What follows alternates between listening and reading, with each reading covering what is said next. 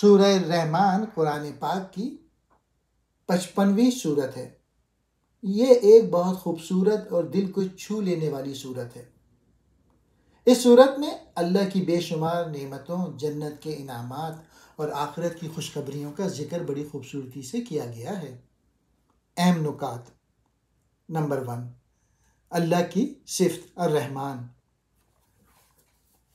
سورت کا آغاز اللہ تعالیٰ کی صفت الرحمن یعنی سب سے زیادہ مہربان سے ہوتا ہے، جس کا مطلب ہے کہ اللہ بے حد رحم کرنے والا ہے اور سب پر اپنی نعمتیں برساتا ہے۔ دوسرا، قرآن کی تعلیم۔ اللہ فرماتے ہیں کہ الرحمن نے قرآن سکھایا، یعنی اللہ نے ہمیں ہدایت کے لیے قرآن دیا تاکہ ہم صحیح راستے پر چلیں اور دنیا اور آخرت میں کامیاب ہو سکیں۔ تیسرا، اللہ کی نعمتوں کا ذکر۔ اللہ نے اس صورت میں اپنی بے شمار نعمتوں کا ذکر کیا، جیسے انسان کی تخلیق، بات کرنے کی صلاحیت، سورج، چاند، ستارے اور دریا، پھل، میٹھا پانی اور زمین کی خوبصورتی۔ یہ سب اللہ کی رحمت کی نشانیاں ہیں۔ چوتھا پوائنٹ، بار بار دہرائی جانے والی آیت۔ اس صورت میں ایک خاص آیت 31 مرتبہ دہرائی گئی ہے۔ فَبِأَيِّ آلَاءِ رَبِّكُمَا تُكَذِّبَانِ۔ ترجمہ: تو تم اپنے رب کی کون کون سی نعمتوں کو جھٹلاؤ گے؟ یہ آیت ہمیں یہ یاد دلاتی ہے کہ اللہ کی نعمتیں بے شمار ہیں اور ہمیں ان کا شکر ادا کرنا چاہیے۔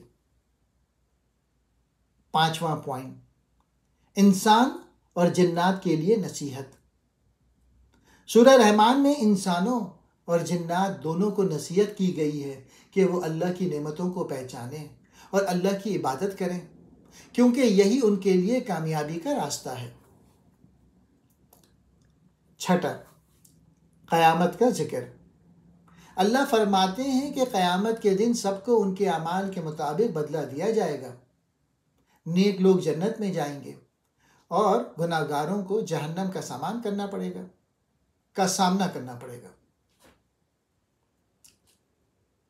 ساتواں پوائنٹ، جنت کے انعامات۔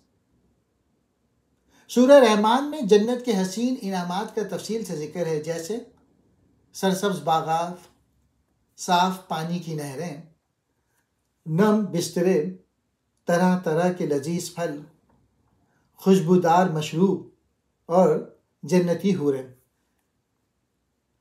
اللہ فرماتے ہیں کہ جنت میں لوگوں کو ایسی نعمتیں ملیں گی جن کا وہ دنیا میں تصور بھی نہیں کر سکتے۔ آٹھواں پوائنٹ، اللہ کی عظمت اور قدرت۔ اللہ نے بتایا کہ وہی ہر چیز کا خالق ہے اور ہر چیز اس کے حکم کے تابع ہے۔ آسمان، زمین، سمندر اور پہاڑ سب اللہ کے حکم سے چل رہے ہیں۔